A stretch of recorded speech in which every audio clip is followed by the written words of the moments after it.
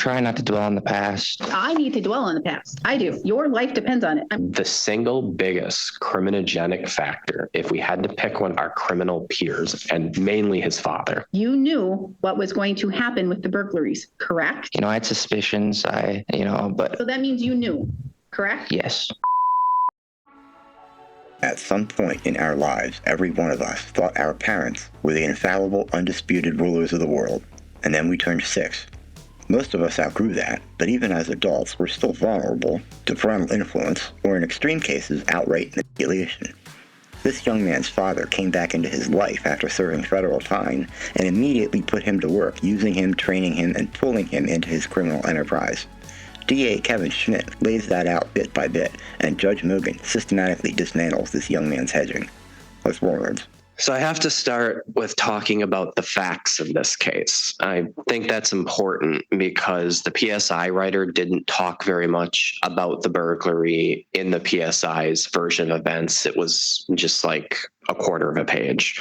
And because of what was given as Charles Evans' version of that events. So about a year and a half ago, we had a number of bar burglaries that were occurring in our area. Surveillance footage showed similar looking people doing the same thing. That is, the string was the same group of people. During that time, a friend of Charles Evans called the police to give an anonymous tip. He said that Charles Evans had told him that his dad and him were doing burglaries in the area. He indicated that Charles had told him that Chantel Bentley and Adam in particular were doing thieving in the area. The caller also indicated Adam was selling drugs. The caller indicated the exact vehicle they were using for it. He warned that they used a portable scanner to watch police traffic. And he even sent messages between himself and Charles Evans to back up claims of this, which included Charles acknowledging Adam and Chantel were stealing. When police looked at images of Charles Evans from Facebook, his face had very similar facial features to the partially masked people who were doing the burglaries. They wore lower masks so you could see the face up. The caller made specific reference to the black and orange burglary as one they did. If the court doesn't know, this burglary that Charles is being sentenced on today is the second black and orange burglary that happened in a short period of time. As a result, we got a warrant. We put a GPS on the vehicle described Adam Evans' vehicle. Eventually, the black and orange had its second burglary. It happened around 4 a.m, but was reported a little before 8. We checked the GPS on Adam's car. It indicated that it was at the burglary around the time it happened, that it then wandered around the area in remote locations, making a few stops, and then was heading towards Rice Lake. The GPS showed the vehicle active from midnight all the way to 8 a.m, spending that long period of time at the black and orange in those sites.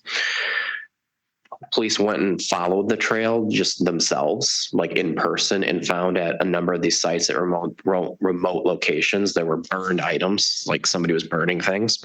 They took footprints and found footprints at the burn sites matched the footprints at the black and orange.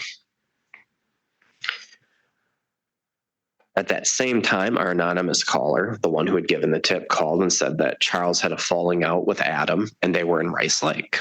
The police took Adam into custody using the GPS to find the vehicle at the Taco John's in Rice Lake. He was still in the same GPS vehicle. It had items freshly stolen from the black and orange in it. It had numerous items of property with the names of Chantel Bentley, Adam Evans, and Charles Evans inside the vehicle. There were also burglarious tools in the vehicle. Walmart surveillance footage in Rice Lake showed Chantel Bentley and Charles Evans going in or in the parking lot. We took Charles Evans into custody, largely using assistance from that anonymous caller. We were not able to take Chantel Bentley in. She got away that time. Surveillance footage at the black and orange showed 2 people entered the bar for the burglary. The bag they used was a sequin bag that was located in the vehicle Adam Evans was in. One of the vehicles was obviously a skinny female by body type. The other was a skinny male with young boyish features. As a result, neither of these people was Adam Evans because Adam Evans is a bigger more mature frame as a person. You just look at what his build is. He obviously was not one of these two people. Both burglars left footprints at the scene at various places along the route, as I described. One of the sets of prints that came to and from the bar were matched to the footwear that Charles Evans was wearing when he was taken into custody the same day in Rice Lake. The other did not match Adams, which would confirm it was the third person. We never did recover the footwear Chantel was wearing that day in the Rice Lake. On Charles's person was the portable scanner, like the one the anonymous caller warned the burglars would be using to avoid the police.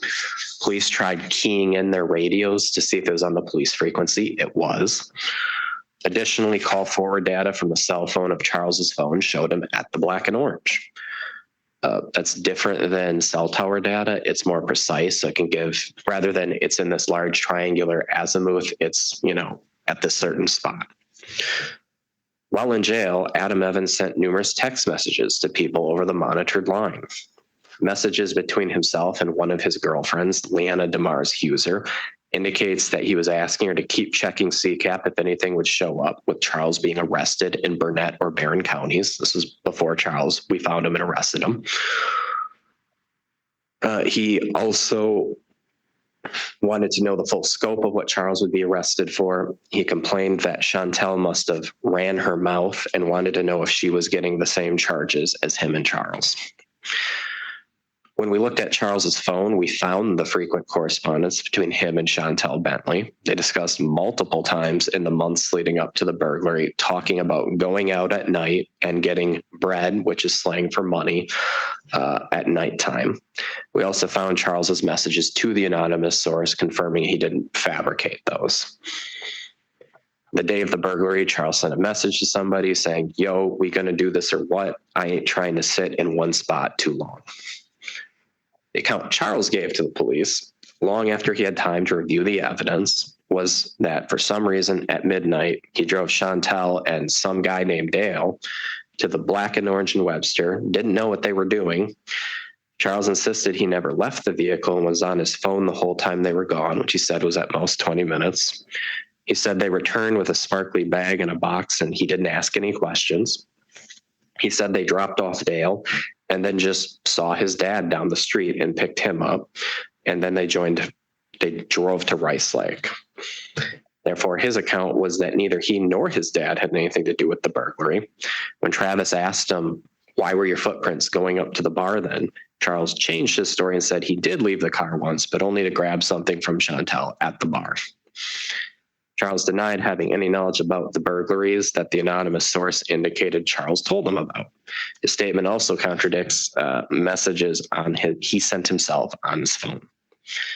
While on bond, both Charles and Adam were arrested for selling drugs, another claim consistent with what the anonymous caller gave. So the PSI recommends probation. The reason why the PSI recommends probation is when they input the age of this offender and his criminal history, which is none. Their system turns out the recommendation that because he's low risk and low need because of his age and lack of criminal history, he's not likely to reoffend. That's how Compass works. That's how they churn through numbers to produce those kinds of outcomes. Furthermore, when they talk to Charles's mother's side of the family, they see lots of supportive people who have good, positive peer influences on him. The problem I have with the probation recommendation is Charles has been a disaster on the court monitoring program through bond, and he's obviously not accepting responsibility. Worse, he's visibly lying to protect his father, the same person who really got him into this mess. So right off the bat, Charles is obviously not the mastermind of this case. It's clearly his father who has the criminal history of stealing and has just been in federal prison for dealing drugs on a large scale. His father is not a good role model. He has a history of using people. There were messages on the phone seemed to indicate that Charles didn't know that Chantel and Adam Evans were in a relationship, something we do know they were doing. Adam entered into a relationship with Chantel Bentley and used her for burglaries. He entered into a relationship at the same time with Leanna DeMars Huser and used her for dealing drugs. And he rejoined his relationship with Charles Evans after being really absent in his life for a large portion of it, to also use him for thefts. Given what his convictions are for, Adam Evans, that is, and the fact that he picked up a dealer allegation while on bond, I would not be surprised if he is somehow connected to the mushrooms and THC that Charles is here having admitted to selling.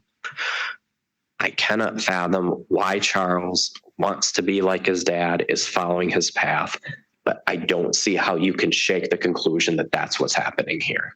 There's no other explanation that makes sense. That's why I needed to summarize the evidence of this case so the court could compare it to what the defendant's version of events are. I think his version of events shows three things. First, his lack of maturity. Only a child would think that version of events even rings as plausible. The source of the information for these burglaries was Charles himself confiding in somebody. It was confirmed in the text messages. Charles' boots were in the snow to the bar. The scanner was on his person. He was openly talking to Chantel about this stuff in the months before.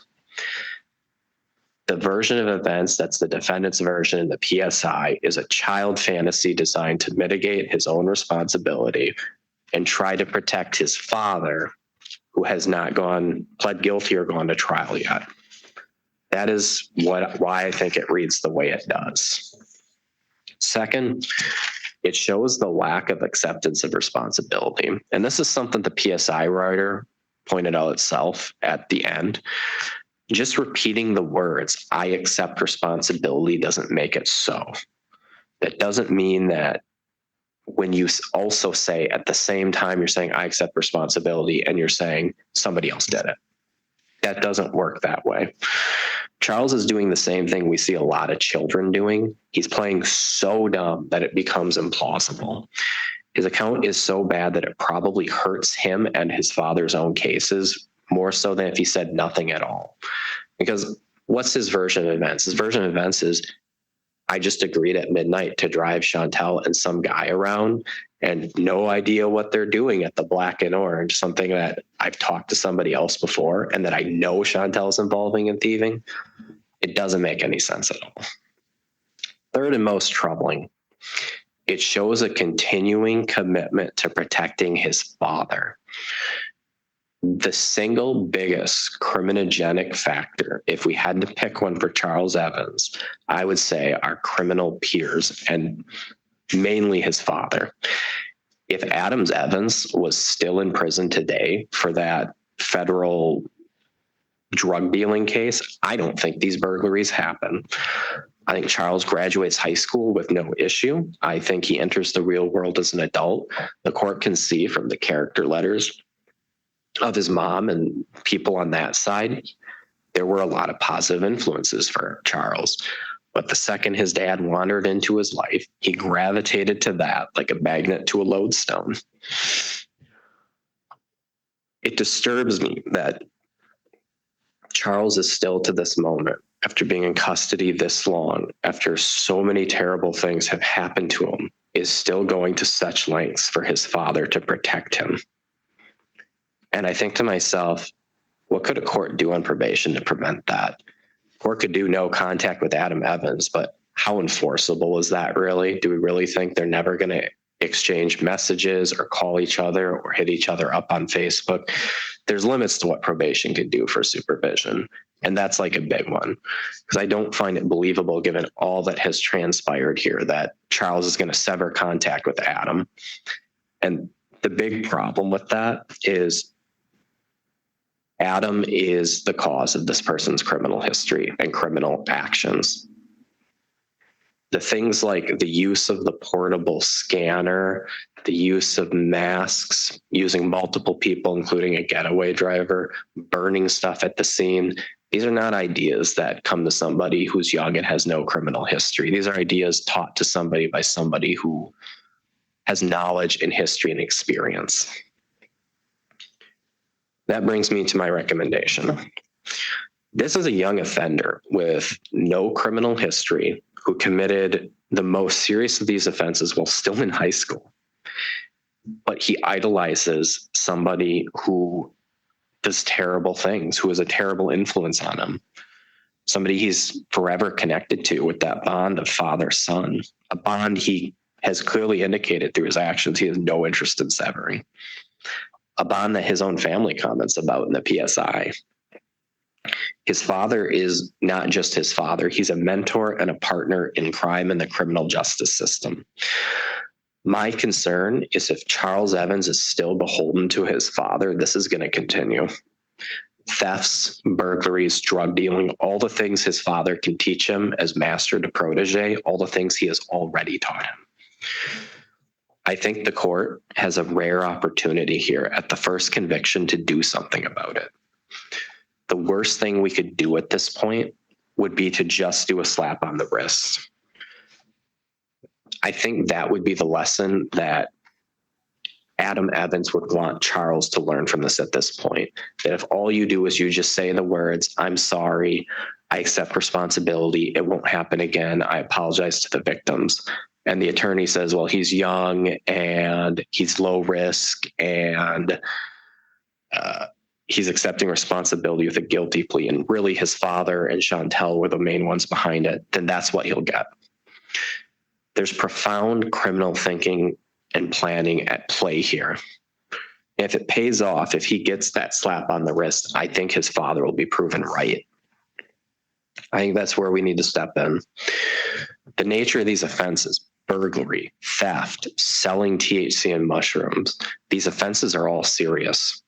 People regularly go to prison for those offenses. It is rare when people do not go to prison in this county for burglary because it's such a scourge on our community, given its rural nature, its touristy nature, its property-rich nature, as the county board would describe it. Probation absolutely would depreciate the gravity of the offenses. I don't think the court could do straight probation as DOC is recommending, doing probation with a state imposed sentence. In fact, he has 240 days credit today as a result of failing on supervision on the bond monitoring the court already did. So the court's already recognized that there's difficulty with even just doing that monitoring, necessitating cash bond.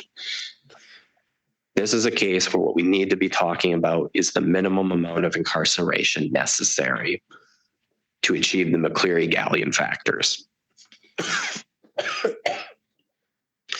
while also including a significant amount of supervision. So gravity of the offense majorly cuts against the offender here. This is a bar burglary and selling drugs in the community. This was 3 people caught red-handed on GPS, phone records with stolen property in the vehicle, burglarizing a bar in Webster. According to the anonymous source, if we believe them, as they've been right on everything else, this is not the first time this group of people in whatever combination has done it before. Meaning we already have recidivism here. I mean, these 3 offenses were not related to one another.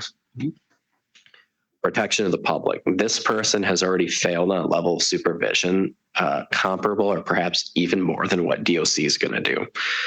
DOC wrote that they believe he's low risk based off of Compass. So they're going to be doing less than the court did on supervision with its monitoring. I think we're pretty confident in that, unless if the court specifically ordered it. The cops kept catching Charles not following conditions, even before the drug dealing. The issue with him being out after curfew hours happened almost immediately after the court waived the monitors. Quite frankly, if the drugs he was selling were more dangerous, something like heroin or fentanyl or something, or methamphetamine, we'd probably be talking about prison for that offense too. Rehabilitative needs of the offender. I don't know what to say on this. DOC writes, because there's a drug dealing conviction, there must be substance abuse issues. I don't really see it related to the other things here. He'd probably benefit from AODA, but to what extent, it's hard to say. There's an oddity in here where the court's probably caught on to it that Charles must have mental health issues. He's engaged in self-harm behaviors before. In fact, that was something that occurred after the back and forth between him and Adam Evans and Rice Lake. So there's probably something there. Again, I don't know the involvement of it. But what makes the rehabilitative needs piece looking at in terms of McCleary Gallion difficult is, as I said before, the main criminogenic problem is the connection to Adam Evans and him being someone who can train his son and his son being willing to learn the criminal lifestyle. Adam Evans is gonna be in Charles Evans's life forever, and nothing the court can order can really stop that. It'd be nice if Charles went back to following the path of his mother and that side of the family, but that's not what we've seen for the past 2 years. To that end, a significant sentence is the only way I see of stopping that drift. I think prison has to be the answer for the burglary. The facts are too egregious, the offender is too remorseless, and I think given why he's doing this, protecting and the continuing idolization of his father, he's too likely to commit more crime. I think the compass is plainly wrong in this situation. I think it would be wild to look at the facts as I describe them and as we've seen here and come to the conclusion this person wouldn't be likely to do crime again. He literally moved to selling drugs while on bond for the burglary. Drug dealing being what his father was sent to federal prison for. So he has some personal knowledge and probably feelings about it.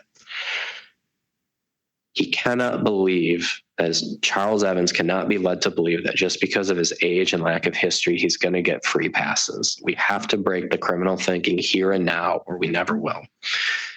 To that end, what I would ask the court to order would be on the burglary, 2 years initial confinement, 5 years extended supervision. That's a much lower prison sentence than I usually argue for burglary. And the reason why is the age and lack of criminal history. I think the initial confinement is actually less than what DOC recommended on the state sentence. Let me confirm that. Yeah, it is. I think the court should make him immediately eligible for the challenge incarceration program. If anything is going to rehabilitate him and the criminal thinking, it will be that program. I think even more so than substance abuse, I think the challenge incarceration program, especially considering this offender's young age, there's nothing that has a better chance of rehabilitating this offender. On the THC, or should I say the possession with intent, I'd ask the court to do 4 years probation with 1 year of conditional jail. That's the max amount of probation for this offense. If I read the probation statute correctly, which says for felony, it's the max confinement period or 3 years, whichever is greater. 3 years is here. And if you're convicted of another felony at the same time, it can be increased by 1 year for each additional felony, which gets us to 4. And the theft, I wasn't sure if we were arguing that today because PSI writer wrote it as though it's pending, but we said even at the plea and sentencing, our intention is 30 days jail on that. Thank you. Thank you. Mr. Reed?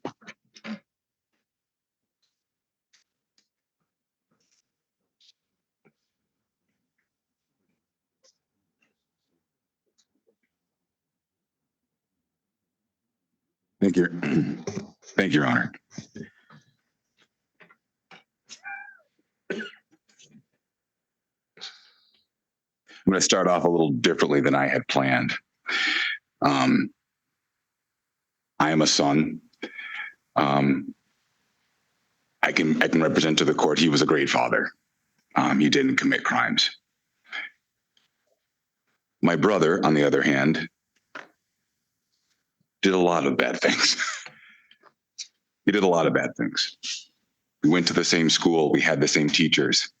And my teachers didn't hold me accountable for things my brother did. My brother's a different person. Did he have influences on me? Yes. He was very, very theatrical. He was very passionate. He also did some bad things, as I indicated before.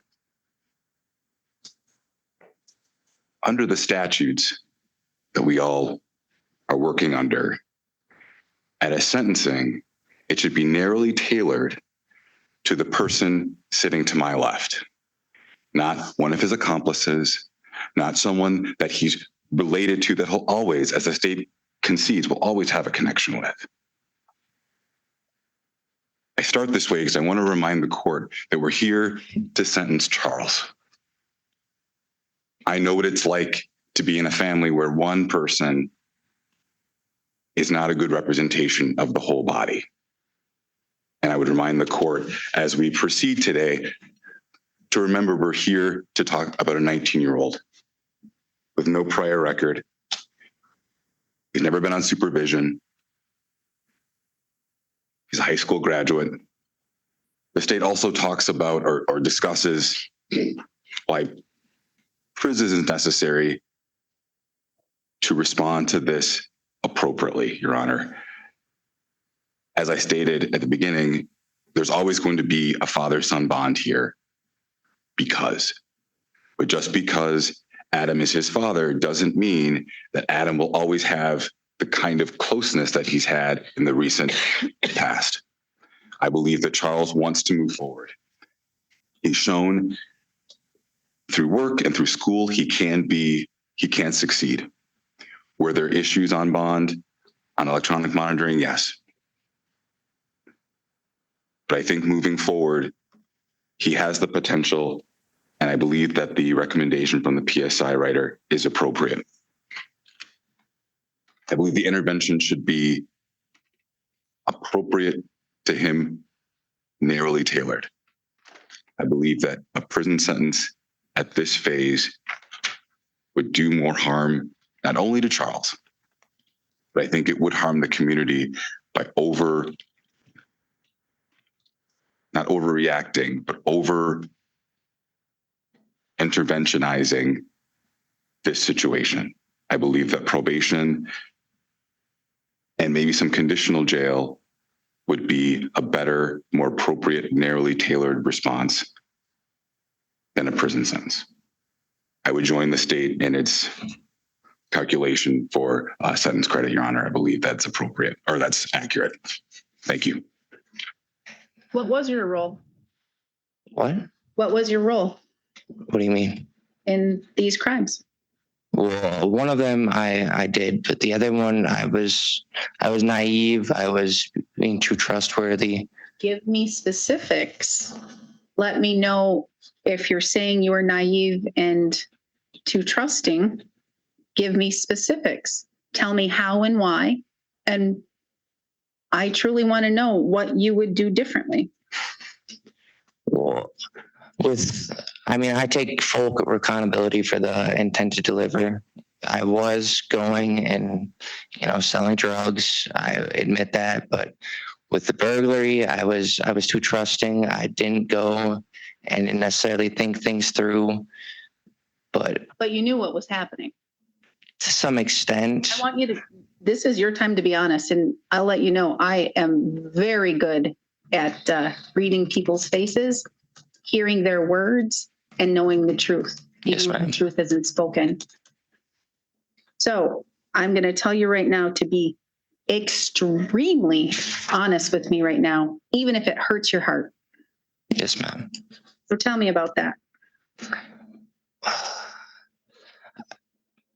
I guess I don't really necessarily know where to start. I mean, I could have went and did things differently, but I'm trying not to dwell on the past. No, I need to dwell on the past. I do, because your life depends on it. I'm going to be straight up. Your life depends on me dwelling on the past and you telling me the truth about the past. The truth. And again, I'm a very good reader of people and the words that come out of their mouth, especially with looking at their expressions and their body language. You knew what was going to happen with the burglaries, correct? Correct. You knew exactly what you were doing when you got into the car and you drove them, correct? Again, I can read. I wouldn't say exactly. I had some, I had suspicions. But So that means you knew, correct? yes. I understand that you may want to deflect some of the responsibility. You're admitting to being accountable and being responsible for some of these actions. But here's where I need you to tell me the God's honest truth. I don't want you to try and walk me in a circle around a silo, okay? I want you to tell me the truth because, again, your life depends on it.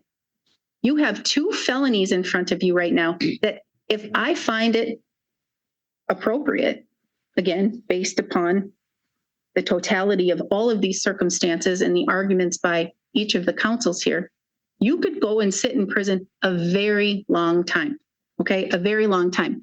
I believe it's 12 and a half years for the burglary, and that would be with the 7.5 years you could sit in prison. And then I'm not even going to include the misdemeanor.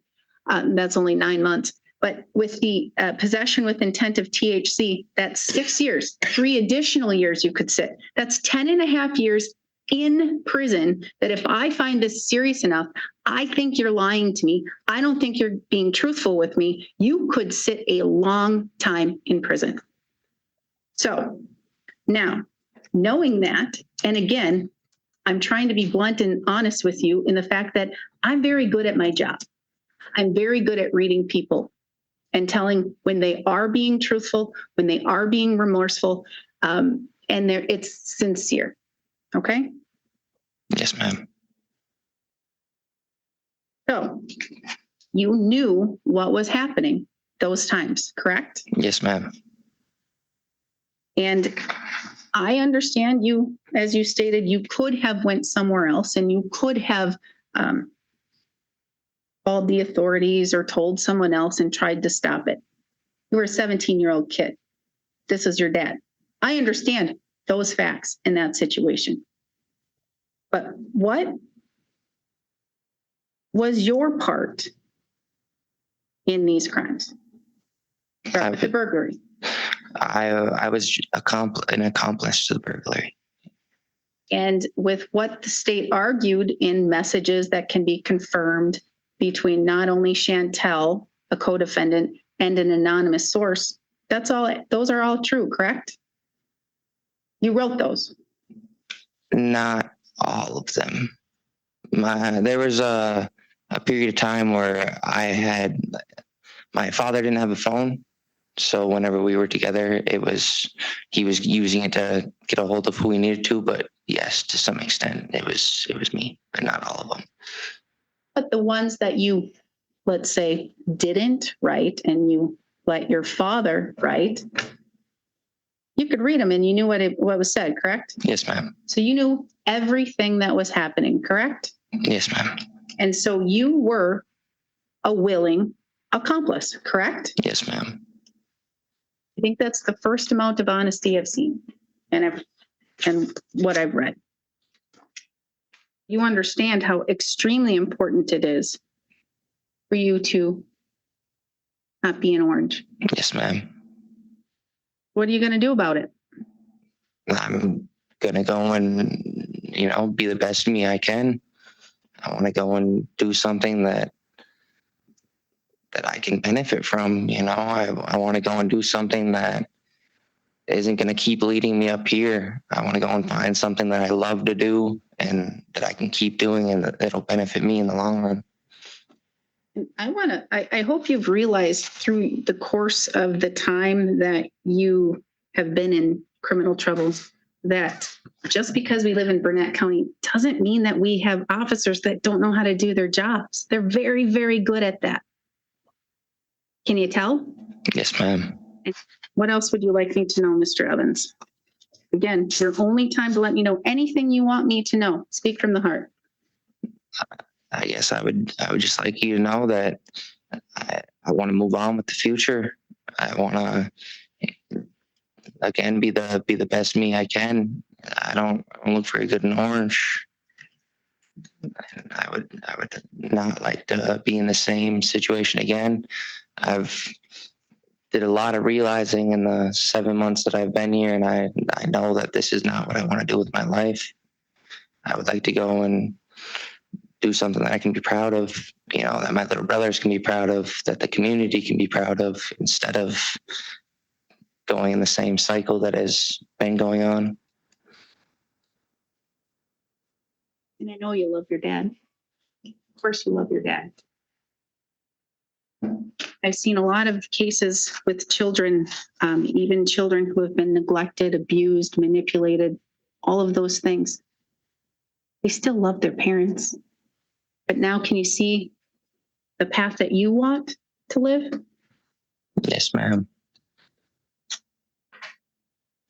Are you going to be in a position where you can be strong? Yes. I've reviewed this pre-sentence investigation report, and I have heard the arguments of both attorneys here. And I've heard the information and statements that you want me to be aware of. This is a very serious matter. Both of them are. Well, all of them. There's more than two. All three, the three cases that you pled guilty to, all serious. Burglaries, possession with intent, you distributed and sold drugs. And I get Mr. Schmidt's argument that it was marijuana and mushrooms and those types of things. At least it wasn't heroin or anything more serious. It's all serious. It's all serious. And the fact that you said in the PSI that you were selling to make some money, that makes it worse. Because you were trying to make money off of hurting other people, because it still does hurt other people and families and their loved ones and all of those things. So it hurts more than just one person. And then the thefts, where you, again, arguably, allegedly weren't charged with a theft of a motor vehicle, but you still went to the town of Jackson, you still cut a padlock, you still stole gasoline. That's criminal thinking. And unless you're willing to change that, then you're going to be sitting in orange for many, many years to come. Is that what you want? No, ma'am. Based upon you and what you've done and who you are, instead of holding you accountable for other people's actions and other people's conduct. I agree with that. Because that's what my job is to look at each defendant in front of me with the crimes in front of me, their past and all of those things, and say, okay, what are we looking at? What does this person need? Is this a serious enough crime where I just need to look at punishment first? Or does this person have the ability to rehabilitate and steer and veer away from criminal activity with some services and things? Or is punishment first and then look at rehabilitation? Now, if I look at these crimes and I added all of the time together of all of the charges that you were charged, the criminal charges, if you were to have went to jury trial in all of those cases, and if the jury were to find you guilty of all of those counts, it would be approximately a 35.5-year prison sentence. 35.5 years that could have been hanging over your head. Okay, that's a long time. And that's a combination of both in prison time and out of prison time. Long time for a 17-year-old, now 19-year-old. Long time to have to possibly sit behind bars. But with the deal that you've reached with the state, which has been, it is a pretty good deal on your end, the maximum possible penalty you face would be that 12.5 years for the burglary, 6 years for the possession with intent, and then the 9 months for that theft. Okay. And again, some in, some out. Maximum would be 15.5 years initial confinement if the court were to do a maximum sentence. Again, a lot of time still hanging over your head. You have pled guilty to serious crimes. I mean, There's no ifs, ands, or buts about it. Very serious crimes. Knowing the risk, because this is at least with the burglary, a free to argue, knowing that the state could argue and has in fact argued for immediate prison. So you knew that going in.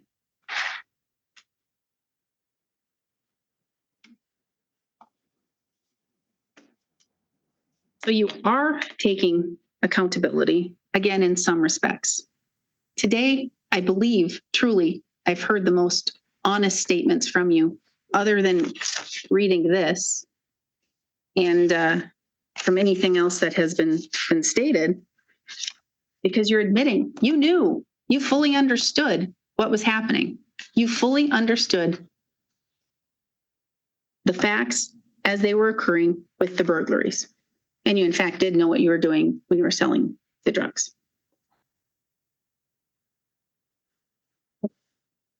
But again, I have to look at your underdeveloped mind. I have to look at the fact that you are immature, that arguably, if we look at male versus female brains, your brain is not fully formed until 25 or 27. You have a lot of things to learn. I'm not here to diss your dad in any way, shape, or form. Not my job. But I think you understand that a lot of the things, and it's not everything. There's always good and bad in people. But a lot of the things your dad has done haven't been the greatest. They've been violations of the law. He's been to prison a few times. Not the best role model. Doesn't mean he doesn't love you. Doesn't mean you can't and you shouldn't love your dad. It just means you shouldn't follow in his footsteps. You can be better. You can be better and still love your dad. Okay? Yes, ma'am. It's just you have to be strong enough to make your own choices and to make your own path. Because I don't think your mom wants to see her grandbabies, if you have some someday, in that chair.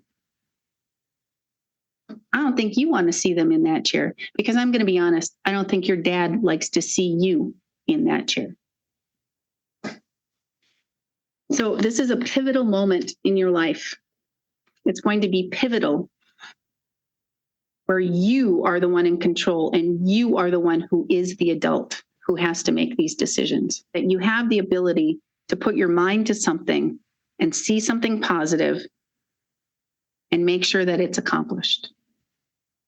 But again, you have to change your habits and change the people that you're around and change the people that you listen to.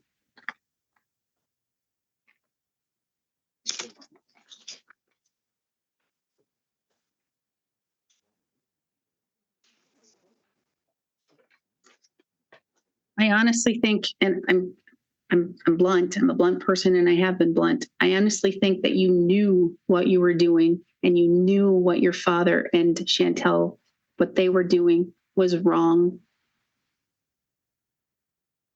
You just didn't want to disappoint your dad. That's what I see. You can't worry about that. You have to worry about not disappointing yourself. The only one who's going to make or break your life is you. And again, it's going to be given to you on a platter. Your choice. Your choice.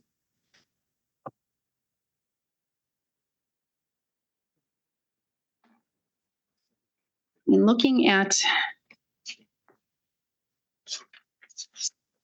these charges, and I also have to look, and I have to say that I have to look at not only narrowly tailoring it to the defendant, but I also have to look at other sentences that this court has done as it relates to similar charges and things. Because I don't want to be a judge that says, I'm sending this guy to prison for 15 years for burglary, but I'm sending this guy to prison for 5 years for burglary. I'm putting this person on probation for burglary. And I don't want to do things willy-nilly. That's not how I work. I like to be as consistent as I can with the facts that I have in front of me and the specifics about the person seated right in front of me. You don't have a criminal history. You seem to be a smart enough young man who has just made terribly bad choices, who has the potential to make different choices.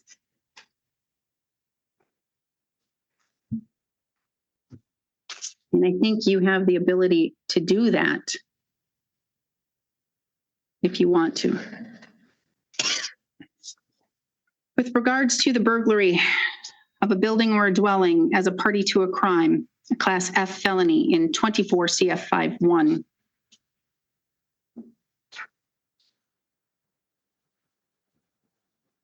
What I'm going to do is I am going to sentence you to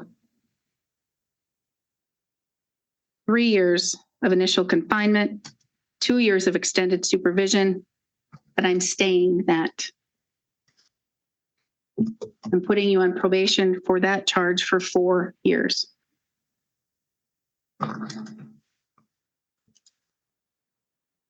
With regards to 25 CF 9-3, possession with intent, THC, an H felony, I'm sentencing you to 2 years of initial confinement, 1 year of extended supervision, consecutive to 24 CF 5-1. I'm staying that.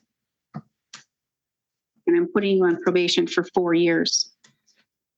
But I am ordering 1 year of conditional jail, and I'm allowing you to have that 240 days as credit towards that 1 year. So you'll have, my calculation, about 3 more months to sit, to figure out your life, and to seriously figure out your direction. Because if you violate probation and you're revoked, you will have a lot of time to sit and think. A lot of time to sit and think. For 25 CF 9-3, if you are revoked, I am not making you eligible for any earned release programs. You will sit that full time. For 24 CF 5-1, I will make you eligible for the challenge incarceration program, but not the substance abuse program. I like that program, the challenge incarceration program. It definitely changes people. I have been there. I have witnessed. I have spoken with people who have went through that program and people who are going through that program.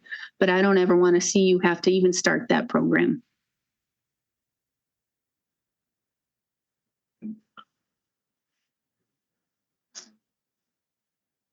Conditions of probation. Absolute sobriety. No use or possession of any illegal drugs, substances, or paraphernalia. Regular drug testing. For the first year, at least 2 in-person meetings with Department of Corrections. No matter where you are. If this is transferred somewhere else into Minnesota, I'm requiring it at least 2 in person for at least the first year while on probation. I'm ordering continued education or full-time employment. I want you to get your CDL if that's what you want to do. I want you to do the welding if that's what you want to do. And I think you said something sometime, or maybe I messed this up with somebody else, about cooking. You like to cook.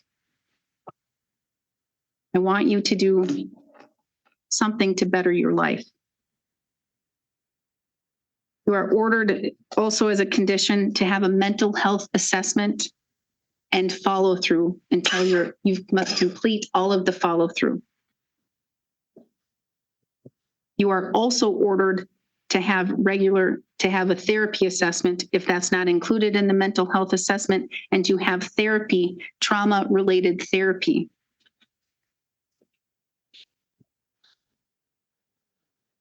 And that is until either your therapist or Department of Corrections agent determines that you can stop.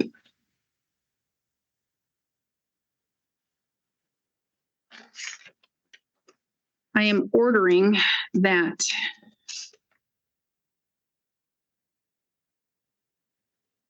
as a condition of probation that you complete the alternative to incarceration program with restorative justice, as well as the skills directed practice program. And they must be completed separately.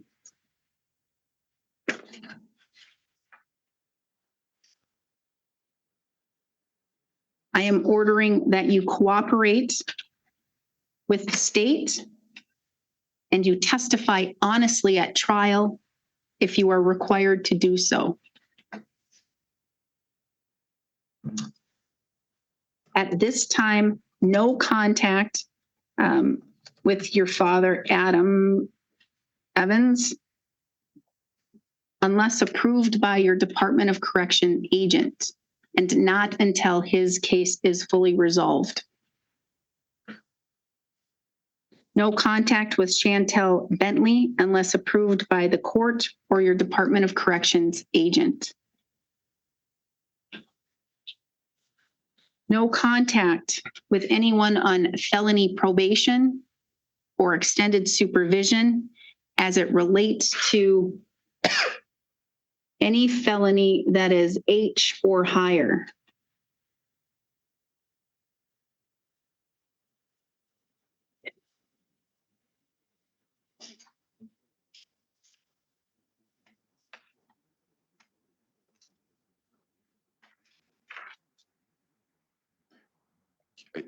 As it relates to the theft charge, I am ordering the 30 days of jail time served. You have 240 days of jail credit. That credit can be used not only for your conditional jail, but for that theft as well.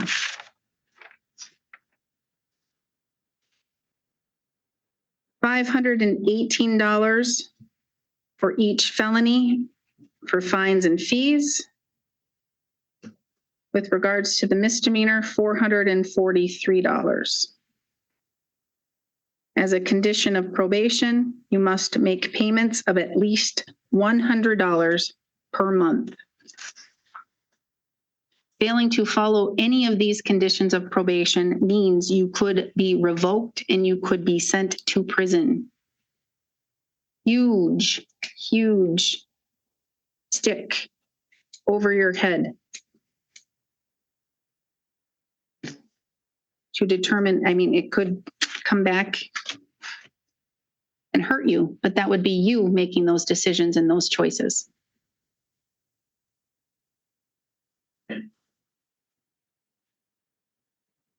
The court, although again, understands that this is very serious, I do not believe that probation, if I put you on probation, it would unduly depreciate the seriousness of the offense, because I believe your rehabilitative needs with your age, your mental health, your mental cognitive awareness and maturity, those things the court views as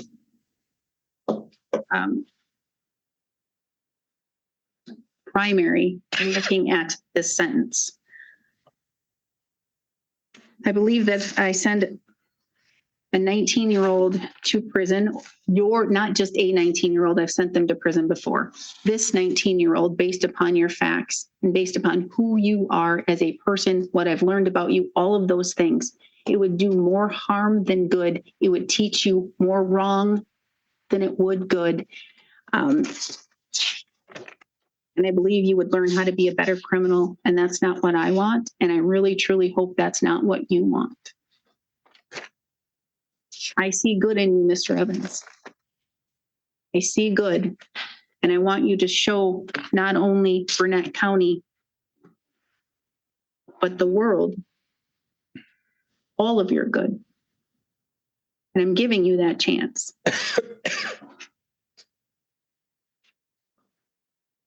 No use or possession of a firearm for life. No voting in any election until your civil rights are restored.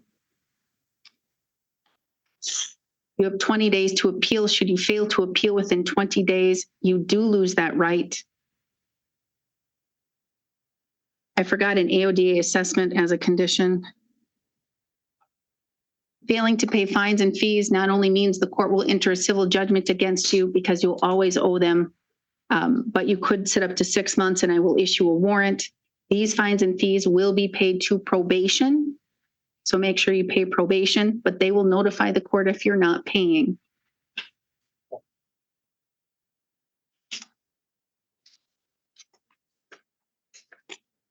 I believe I have covered everything, except that as it relates to the restorative justice alternative to incarceration and skills-directed practice, those must be done within the first 6 months of your probation after you're released from custody.